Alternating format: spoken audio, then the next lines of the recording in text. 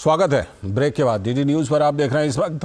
अब बारी आ गई आज की खास चर्चा की, और आज की खास चर्चा हम करने वाले हैं कि इंडी गठबंधन के अंदर कांग्रेस और अन्य दलों की क्या दुविधाएं हैं। दरअसल कर्नाटक के मुख्यमंत्री सिद्धारमैया ने बयान दिया है। कर्नाटक के मुख्यमंत्री सिद्धारमैया का यह बयान है कि देश की समस्याओं का समाधान सिर्फ राहुल गांधी ही कर सकते हैं, इसीलिए राहुल गांधी को ही प्रधानमंत्री बनाना चाहिए, प्रधानमंत्री पद का फिलहाल उम्मीदवार कहिए। तो क्या कांग्रेस पार्टी मल्लिकार्जुन खड़गे को पीएम चेहरा बनाए जाने के प्रस्ताव को खारिज कर रही है? लग तो ऐसा ही रहा है। जब से नाम आगे आया किसी ने खड़गे जी का समर्थन नहीं किया। ममता बनर्जी ने विपक्षी इंडी गठबंधन की बैठक में मल्लिकार्जुन खड़गे को ही सबसे योग्य उम्मीदवार माना था।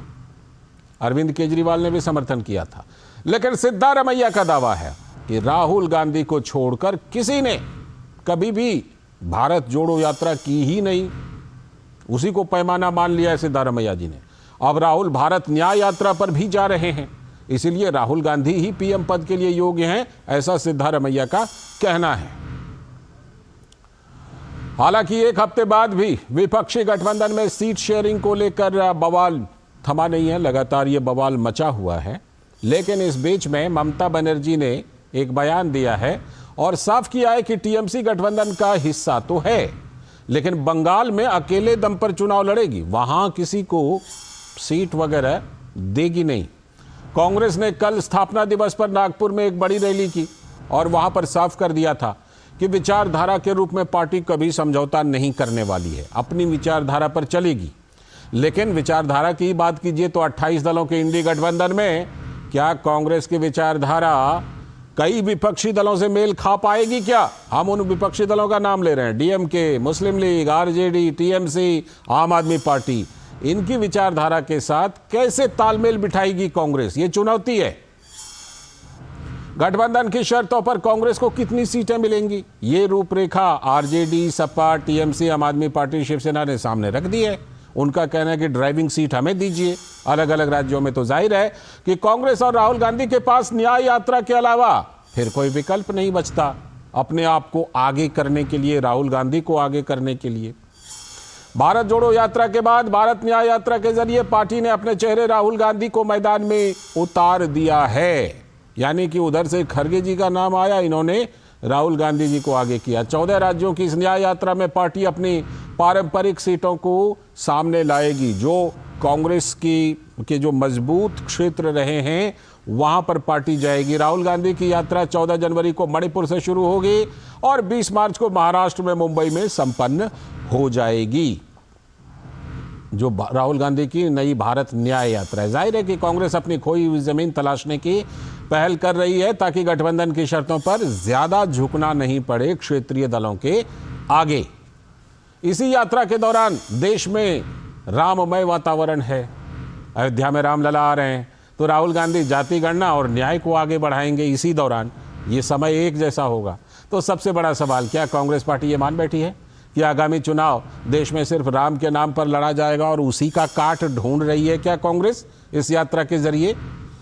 क्या मोदी सरकार के विकास के एजेंडे के खिलाफ गठबंधन के पास कोई एजेंडा नहीं है विकास वाला, जिससे कि वो विकास बनाम विकास के एजेंडे पर लड़ पाए? अगर ऐसा है तो यकीन मानिए कि हार का ठीकरा एक बार फिर से, अगर विपक्ष की हार होती है तो वो फिर से कह देंगे ईवीएम मशीन जीत गई, हम हार गए। ऐसा लगता है, क्योंकि यही रिकॉर्ड रहा है। आज इसी पर हम लोग खास चर्चा करने वाले हैं।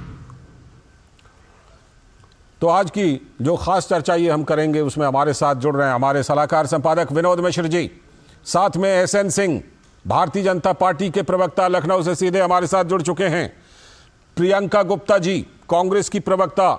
बहुत बहुत स्वागत एसएन सिंह जी, बहुत बहुत स्वागत प्रियंका गुप्ता जी, आप दोनों का।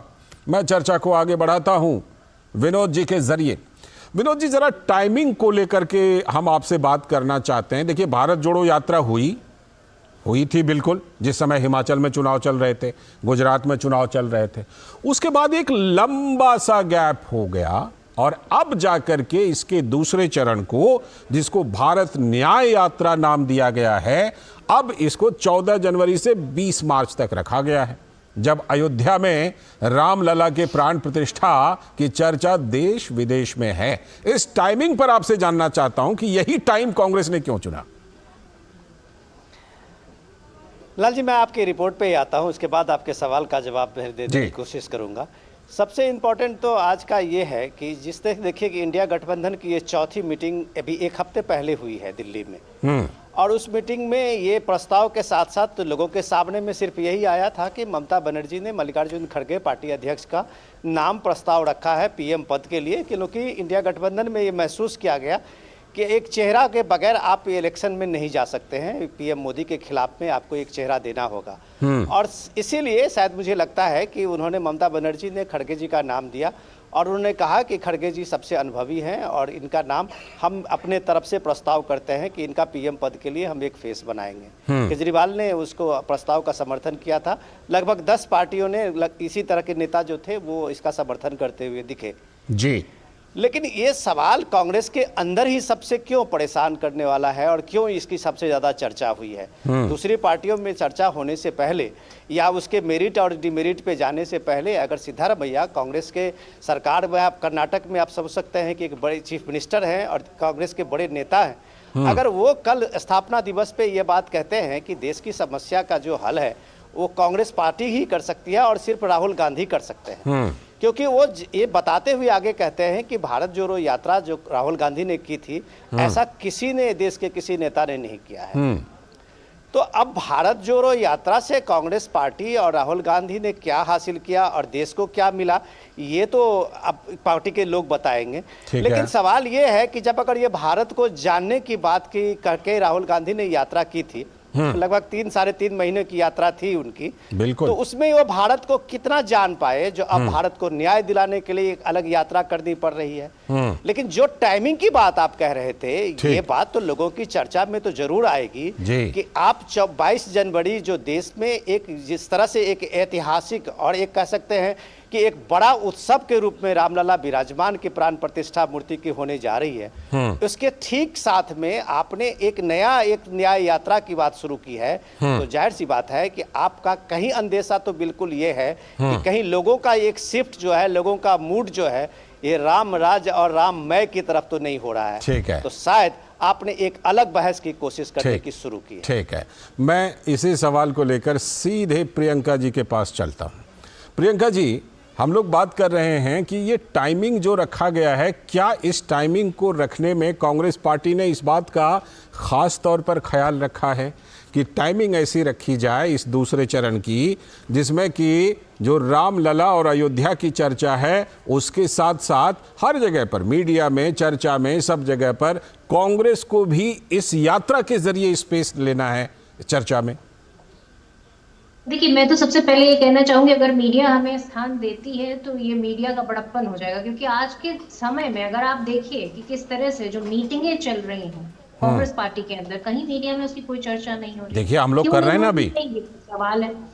दूसरी चीज मैं ये भी कहना चाहूंगी कि जैसे ही चुनाव ऑलरेडी 3 राज्यों में थे जो खत्म हुए, उसके बाद तुरंत हमने सूर्य जैसे ही उत्तरायण में आएगा उसी दिन से 14 जनवरी से ये यात्रा प्रारंभ हो जाएगी और हर दिन हम जनता के बीच में होंगे, जनता के मुद्दों के साथ होंगे। आप ये बताइए कि अभी आप कह रहे थे कि राहुल गांधी जी पहले जो यात्रा हुई उसमें कितना लोगों को जान पाए, कितना इस देश को जान पाए। मैं पूछना चाहूंगी, सवाल तो ये भी, क्या प्रधानमंत्री जी समझ पाए इस देश को? क्या वो खिलाड़ियों को समझ पाए जो आज बैठकर रो रहे?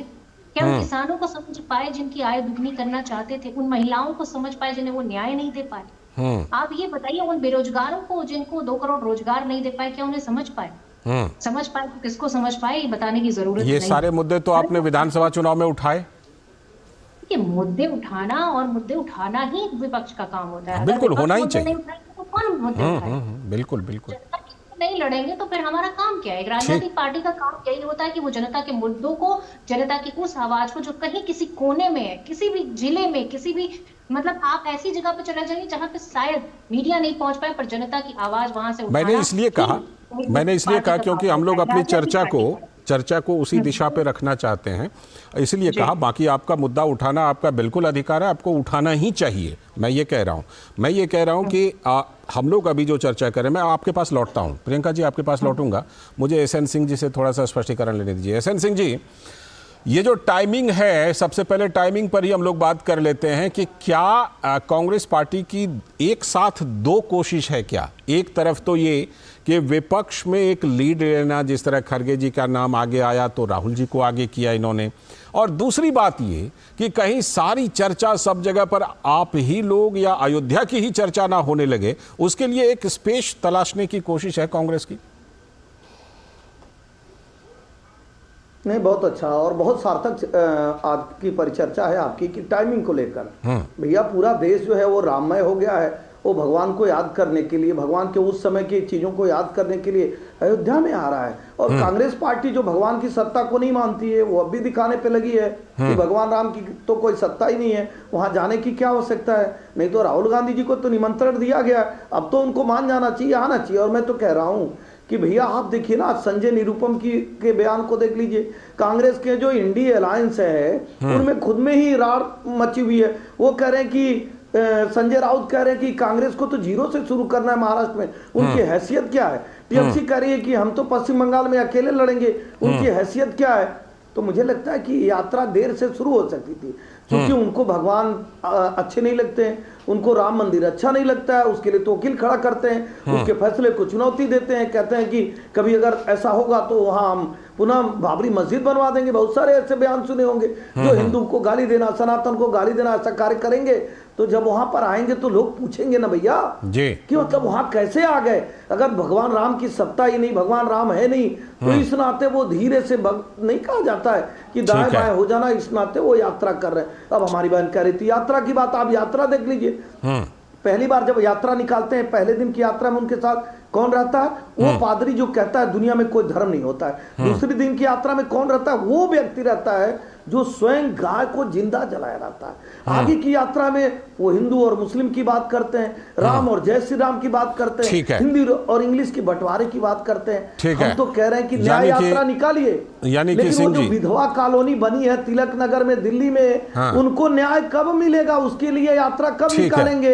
जो सिख बहनों पे अत्याचार हुआ उसके लिए यात्रा कब निकालेंगे? जो देश में इमरजेंसी यात्रा पर सवाल उठा रहे हैं, देश के संसाधनों पे एक का अधिकार बताया, जो भारत का बंटवारा कराया, आज तो आवश्यकता है आदरणीय कि आप आइए और भव्य राम का मंदिर बन रहा है। तुलसीदास जी ने तो लिखा है, जाकी रही भावना जैसी प्रभु मूरत देखी तीन तैसी। तमाम आरोप आपने लगाए हैं कांग्रेस पर, कांग्रेस से भी हम बात जरूर करेंगे। भव्य राम का मंदिर लौटता हूं, कांग्रेस का पॉइंट भी इस मुद्दे पर जरूर लेंगे। लेकिन विनोद जी, आप जो ये यात्रा की टाइमिंग पर हमने बात की आपके साथ, अब इस यात्रा के मकसद पर बात करता हूं। ममता बनर्जी खरगे जी के नाम को आगे करती हैं। खरगे जी को पार्टी के अंदर कोई कहीं से समर्थन नहीं। आज सिद्धारमैया जी के बयान को हम लोग चला ही रहे हैं कि क्या उन्होंने कहा है।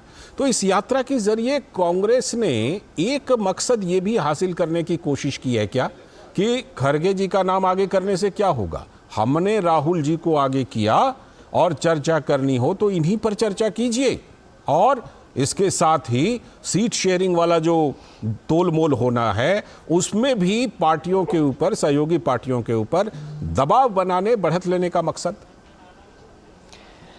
लाल जी, बिल्कुल आपने सही कहा, और इस सवाल को आपके जवाब देते हैं मैं कोशिश करता हूं कि अब सबसे देखिए कि सीट शेयरिंग की बात को लेके इनके पास में एक डेडलाइन है 30 जनवरी का, और इनके साथ में ये कहा गया कि सारी पार्टियां अपने अपने साथ में इस चीज़ को लेके आएंगे कि सीट शेयरिंग पे हम कैसे आगे बढ़ सकते हैं। लेकिन ममता बनर्जी ने बहुत चालाकी से इस बात के लिए खड़गे जी के ही कमेटी बना के और खड़गे जी को ही इस बात के लिए छोड़ दिया कि वो खुद निर्णय कर लें कि वो सीट शेयरिंग में कांग्रेस कितनी सीटों पे झुकने के लिए तैयार है।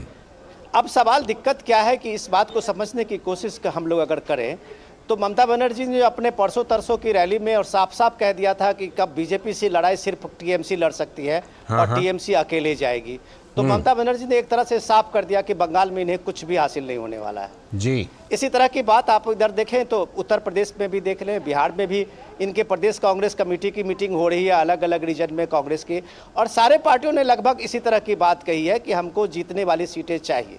अब राहुल गांधी की जो ये भारत न्याय यात्रा है उस नक्शा को अगर समझने की कोशिश करेंगे, प्रियंका जी बेहतर बताएंगी, वो नक्शा में अगर आप देखेंगे कि मणिपुर से लेके और महाराष्ट्र तक महाराष्ट्र तक ये जो इनकी यात्रा है 14 जनवरी से लेकर 20 मार्च तक का, वो उन सारे जगहों पे जाती है, यात्रा है जहां पे कांग्रेस कमजोर रही है या यहाँ पे कांग्रेस ने जो उनकी एक मजबूत आधार था वो उन्होंने खो दिया है उस जमीन को। तो आप ये देखिए कि कांग्रेस 2019 में जितने सीटें वहां पे चुनाव अपने कैंडिडेट को उतारी थी, वो कैंडिडेट को एक समर्थन लेते हुए कांग्रेस लगभग ये मैसेज अपनी यात्रा में, चाहे वो टीएमसी हो, चाहे झारखंड के लीडर हो, चाहे वो आरजेडी के लीडर हो, जेडीयू के लीडर हो, यूपी में सपा हो, इन सारे स्टेट से गुजरते हुए ये मैसेज देना चाह रही है कि इन सारी सीटें पे जो संभावना उनकी बनती है वो उनकी दावेदारी है। और एक तरह से राहुल गांधी इसी को फुटप्रिंट बढ़ाते अपना देते हुए आगे बढ़ते हैं। रही बात कि ये बात कांग्रेस की तरफ से सीट शेयरिंग के साथ साथ में जो सिद्धारमैया का कल का स्टेटमेंट है वो भी समझने की जरूरत है कि कांग्रेस ये बात बता रही है अपने गठबंधन के नेताओं को कि कांग्रेस का फेस राहुल गांधी है जी। और राहुल गांधी को फेस बनाने में अगर ममता बनर्जी का ये तीर जो था कि वो एक तरह से राहुल गांधी को नेशनल सीन से रिजेक्ट करती हुई दिख रही थी, तो कांग्रेस ने एक तरह से उनके लिए ये जोरो यात्रा जो न्याय यात्रा बनी है वो एक तरह से रीलॉन्चिंग है राहुल गांधी का, बिल्कुल, जो वो पब्लिक फेस में लाके वो बताना चाह रही है पार्टी कि ये कांग्रेस के अगर फेस कोई है तो राहुल गांधी है। तो जाहिर सी बात है कि पीएम के अगर दावेदार कोई है तो सिर्फ राहुल गांधी है। ये अब इंडिया गठबंधन को समझने की जरूरत है। ठीक है प्रियंका जी, जो तमाम बातें उठाई उसका तो आप जवाब दीजिएगा ही, एसएन सिंह जी ने भी बातें उठाई हैं, मैं चाहता हूं उसमें एक दो चीजें और जोड़ दीजिएगा। पहली बात ये कि ये यात्रा कई जगह पर, अगर मानचित्र को आप देखिए तो कई जगह ऐसे ऊपर नीचे होकर जाती है, लेकिन ये यात्रा अरुणाचल प्रदेश नहीं जा रही है। क्या इसकी कोई खास वजह है? पहली बात। और दूसरी बात ये भी बताइएगा कि क्या आप जो विचारधारा से समझौता नहीं करने की बात नागपुर में कह रही हैं, तो कैसे तालमेल बिठाइएगा बाकी दलों के साथ? देखिए, मुझे लगता है कि सीट बंटवारे की जहां तक बात है तो वो ऑलरेडी डिसाइड हो चुका है कि 31 तारीख तक जो भी सीटों का मामला है वो ऑलरेडी सुलझ जाएगा। पर मैं मीडिया के माध्यम से उसको अभी डिस्क्लोज नहीं कर सकती, क्योंकि स्ट्रैटेजी जो होती है, जो पूरी एक राजनीति जिसको कहते हैं, जी, वो अभी डिस्क्लोज नहीं की जा सकती, क्योंकि हमें यह भी देखना है कि भारतीय जनता पार्टी अपने लायंस को कितनी सीटें देती है। वो सारी कैलकुलेशन एक अलग विषय होता है। ठीक है। परंतु अगर हम बात करें कि विचारधारा की, तो कांग्रेस की अपनी एक विचारधारा है। कांग्रेस हमेशा से संविधान में विश्वास रखती है। आज अगर मंदिर का निर्माण हो रहा है तो वो कोर्ट के निर्णय से हो रहा है। अभी एसएन सिंह जी पता नहीं क्या क्या बातें कर रहे थे कि ये है, मतलब मुझे लगता है कि कुछ तो तथ्यों पे बात करनी चाहिए। आप यहाँ मीडिया के सामने बैठे हुए हैं, नेशनल टेलीविजन पर बैठे हुए, पर आप अनाप शनाप बातें कर रहे हैं। कब कहा कांग्रेस ने? जैसे कि कौन सी बात है? कहा कि हम सम्मान करते हैं कोर्ट का जो भी निर्णय होगा उस सड़कों पर। और अगर आप मंदिर जाने की बात करिए तो मंदिर हम जाते रहे और हम जाएंगे। इनसे पूछिए, इन्होंने जो आडवाणी जी अयोध्या जाने का प्रोग्राम है, उनको कब इनवाइट करेंगे? तो दूसरी चीज ये है कि मुद्दों से भटकाने के लिए भारतीय जनता पार्टी हमेशा कोई ना कोई इस तरह की अनाप शनाप बातें करती चली आ रही है। कांग्रेस पार्टी को रिलॉन्च करने की जरूरत नहीं। आज की डेट में कांग्रेस पार्टी अगर चाहती है कि उनका नेता राहुल गांधी हो, तो इसमें कार्यकर्ता की एक श्रद्धा है, कार्यकर्ता की एक कर्तव्य निष्ठा है और प्यार है अपने नेता के प्रति। परंतु मैं ममता जी का भी धन्यवाद देना चाहूंगी, जिस तरह से उन्होंने एक नाम आगे किया जो राष्ट्रीय अध्यक्ष मल्लिकार्जुन खड़गे जी, तो उसके लिए मैं धन्यवाद करना चाहूंगी। परंतु ये सारे डिसीजन अभी नहीं किए जाएंगे। जिस तरह से पार्टी की एक मीटिंग होगी, समन्वय समिति होगी, वही इन चेहरों को डिसाइड करेगी। और मुझे लगता है ये बहुत जल्दबाजी है, क्योंकि अभी तो भारतीय जनता पार्टी से सवाल पूछने की बात है कि इन्होंने अपनी मीटिंग कब करनी है, ये अपनी मीटिंगें कब करेंगे, इनके घटक दल कहाँ, ये करेंगे भी गठबंधन की नहीं करेंगे? इन सारे सवालों के जवाब तो इनको भी मैं पूछ लेता हूँ ना, आपके इन्हीं सवालों को मैं एसएन सिंह जी से डायरेक्ट पूछ लेता हूँ। आपके ऊपर सवाल उठ रहे हैं एसएन सिंह जी, सिर्फ राम मंदिर पे ही चुनाव लड़ेंगे, ये भी एक सवाल है। अच्छा, राम मंदिर का निर्माण इतिश्री हो गया, जनता में जो बेरोजगारी की मार झेल रही है वो सवाल नहीं है। 45 सालों में सबसे ज्यादा बेरोजगार बच्चे कुपोषित हैं, उनकी कोई जिम्मेदारी नहीं है। महिलाओं का हक कहाँ है भाई साहब? 450 रुपए का सिलेंडर जो आपने वादा किया, देंगे कब? और देंगे जो भी आप सवाल उठा रही हैं, सीधे मैं एसएन सिंह जी से पूछता हूं। एसएन सिंह जी, आपसे पूछा गया है कि ये बताइए आपकी गठबंधन कब होगी, आप सीट शेयरिंग कब करेंगे? और दूसरी बात, उन्होंने मुद्दे को लेकर पूछा है कि भाई आपके मुद्दे क्या खाली राम मंदिर है क्या? किसानों की आय दुगनी हो गई एसएन सिंह जी। अब उनको जवाब देने दीजिए।